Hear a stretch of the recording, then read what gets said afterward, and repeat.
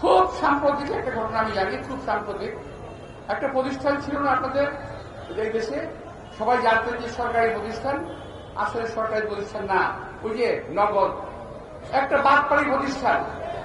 আমি সরকারকে অনুরোধ জানাবো, এই প্রতিষ্ঠানটির কর্মকর্তা, কর্মচারী, উদ্যোক্তা যারা আছে তাদেরকে অবিলম্বে গ্রেফতার করে আইনের আওতায় আনা হোক।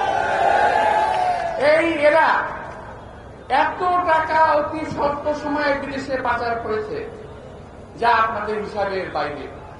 আমি আজকে তাদের একটা নোটশিট পড়লাম, আমি আশ্চর্য হয়ে গেলাম যে বাংলাদেশ সরকারের কিংবা যে পোস্ট অফিসের লোগো ব্যবহার করেছে, এই পোস্ট অফিসের লোগোর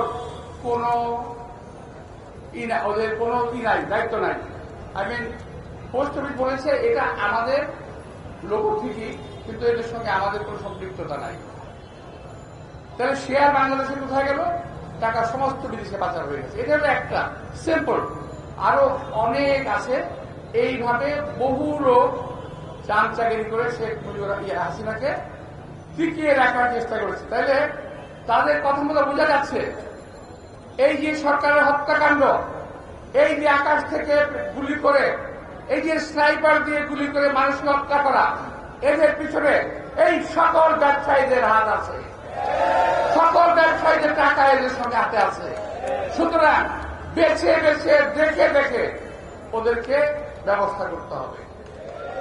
আমি একটা অনুরোধ এই সরকারকে জানাবো যে ধরলেন আর যা কিছু করেন, তবে টাকাগুলো আদায় করলে এখন যে বাংলাদেশের যে ক্রাইসিস, টাকার যে সমস্যা, সমস্ত সমস্যার অর্ধেক সমাধান হয়ে যাবে।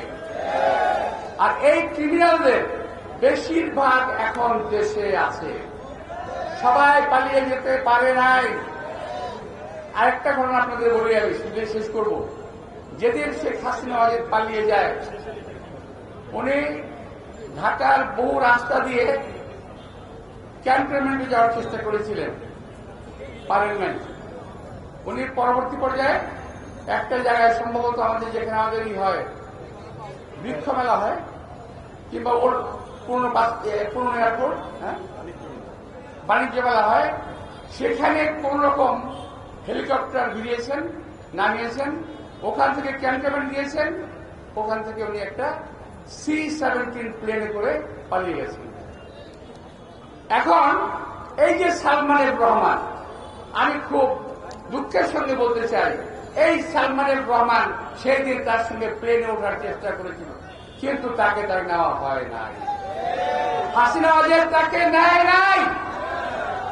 এখন তফাৎটা কোথায়? আমার দেশ নেত্রী বেগম খালেদা যেদিন জেলে গেলেন, আমরাও তার সঙ্গে দল বেঁধে জেলে গিয়েছি। 11টার সময় আমাদেরকে গ্রেপ্তার করা হয়েছে, আমরা পালিয়ে যাই নাই। দেশ নেত্রী বেগম খালেদা গ্রেপ্তার করা হয়েছে, তিনি পালিয়ে যান নাই। এখানে হলো আমার নেত্রী খালেদা জিয়া, এখানেই হলো আমার নেতা কর্মীদের মধ্যে তফাৎ। হাসিনার কর্মী, বিএনপির কর্মী, আওয়ামী লীগের নেত্রী, বিএনপির নেত্রী, এই হলো তফাৎ।